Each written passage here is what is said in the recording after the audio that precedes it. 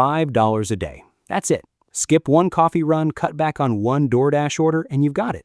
Invest that $5 every day at a 10% average annual return, and in 45 years, you're sitting on close to $1.6 million. Every time I share that math, the comments split into the same three camps. I want to enjoy my money now. I don't want to be a millionaire when I'm old, I want it young. And the one that I actually respect, show me an investment that really does this because nobody's return looks like a straight line. Fair point. So a year ago, I stopped talking about it and just did it. Real brokerage account, real $5 a day, real auto invest, zero cheating. Today, I'm showing you exactly how I set it up, and then we're jumping straight to what actually happened over the next 12 months. I'm Ethan. Quick disclaimer, I'm not a financial advisor. I'm just sharing what worked, what didn't, and the actual numbers. Let's get into it. Step 1. Pick the right brokerage. If you want to run this yourself, here's what actually matters when picking where to put the money. Low fees first, because a $5 a day habit can't survive a monthly account fee. Even $5 a month would eat a chunk of your contribution before it's invested. A beginner-friendly app, since half the people who want to try this quit before they start because the interface looks like a trading floor. Real protection. Look for SIPC coverage, which protects up to $500,000 per account if the brokerage itself collapses, including $250,000 in cash. That's not protection from market losses, just from the company going under. Low or no minimum deposits, because this is a $5 challenge, not a $500 one. Automatic investing, because I will not remember to manually buy shares every single day for 365 days straight. Nobody will. And fractional shares, so $5 can buy a sliver of an expensive stock instead of sitting in cash waiting to afford a whole one. Most major U.S. brokerages today check every one of these boxes for free. I'm not getting paid to recommend any specific one, so pick whichever app feels easiest for you to actually open today, not someday. Step 2. Pick the right account. Before you invest a single dollar, you have to decide where the money lives, because this decision quietly decides how much of your profit you actually keep. There are two main lanes: a regular taxable brokerage account or a Roth IRA. In a regular taxable account, the IRS taxes your dividends as they're paid and taxes your gains again when you sell, anywhere from 0 to 20% depending on your income, plus an extra 3.8% if you're a high earner. A Roth IRA flips that completely.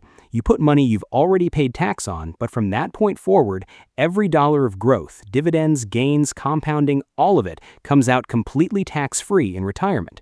You can also pull out your original contributions at any time penalty-free if you genuinely need to. In 2026, you're allowed to put in up to $7,500 a year or $8,620 if you're 50 or older. For a $5 a day habit, that ceiling is nowhere close to a problem. You'd have to invest more than $20 a day before you even bumped into it. My rule, don't even glance at a taxable account until you've maxed out what a Roth IRA can do for you. I opened a fresh Roth IRA specifically for this challenge, separate from my other accounts, so I could track this $5 a day experiment in total isolation. Setup took about 4 minutes. The only part that trips people up is the account type screen. You'll usually see a general brokerage account, a short-term trading account you don't need, and the Roth IRA, which is the one you want. I funded it with $35 to start, enough for the first week.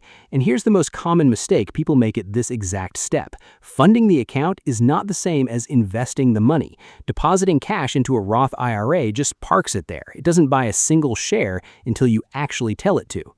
Step 3. Pick the investment. We could have picked individual stocks: Apple, Amazon, Nvidia, Tesla. Exciting, sure, but putting all your eggs in 4 baskets means one bad earnings call can drag your whole challenge underwater. Instead, I went with a single S&P 500 index fund. One fund, 500 of the largest public companies in America, instant diversification, low fees, zero stress about picking a winner. Historically, nobody has lost money buying and holding the S&P 500 for any rolling 20-year period. That's not a guarantee of the future, but it's exactly why this fund anchors the whole challenge instead of any single stock. One setting matters here that people skip. Turn on dividend reinvestment, sometimes labeled DRIP. That way, every dividend the fund pays automatically buys you more shares instead of sitting in your account as idle cash. Step 4. Automate it completely. The stock market doesn't move in a straight line. Some days it's up, some days down, some days flat. When prices dip, your $5 buys more shares at a discount. When prices climb, it buys fewer. Over a full year, those swings average out, which is the entire idea behind dollar cost averaging. It removes emotion and the impossible job of timing the market. I set the brokerage's auto invest feature to pull $5 a day and buy into the fund automatically, no manual clicking, no remembering, no excuses. If daily feels like too much to track, monthly works just as well. The math evens out either way. One more thing before the results. Most platforms let you slide a projection out to see what this becomes over decades, not just 1 year. At $5 a day and a 10% average annual return, 1 year nets you maybe $90 in growth on top of what you put in. Stretch that same habit to 40 years, and it's worth roughly $1.6 million on around $73,000 of total contributions. Projection slider illustrative 10% average annual return, 1 year, $1,825 contributed to up to $1,915 projected. 40 years, $73,000 contributed to up to $1.6 million projected. That 40-year jump is the entire point of this channel. Obviously, nobody can guarantee future returns, so take any decades-long projection with a grain of salt, but watching compound interest do that to a $5 a day habit is genuinely motivating. Alright, here's exactly what happened over the 12 months that followed. Month 1, down $14, a small loss right out the gate, not the inspiring start I was hoping to film. Month 3, still basically flat, up about 0.5%. This is the exact window where most people quit. Weeks of consistency with almost nothing to show for it on the account screen. By month 6, things had turned, up roughly 6.4%, about $58 in profit on what I'd put in by then. Month 9 kept climbing. By month 12, the auto invest had moved a total of $1,825 into the fund across the full year. $5 a day, 365 days, no skipped days. Final result, year 1, total contributed $1,825, ending value $2,066, profit $241, return 13.2%. 13.2% in a single year is a solid result, a bit above the S&P 500's roughly 9.5% historical average going back over a century. I want to be straight with you about why.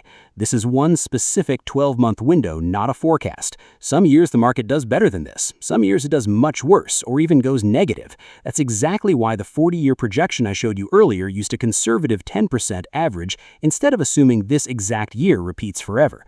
This is proof that time in the market beats timing the market. If I'd quit during month 1 or month 3 when the account was barely moving, none of the next 9 months of growth would have happened for me.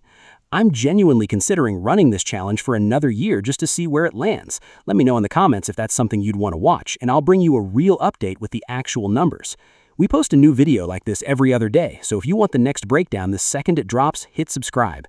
And if you want to see how I'd approach this same challenge with individual stocks instead of an index fund, that video is linked right up there. Don't click it yet, though. I'm Ethan. See you in the next one.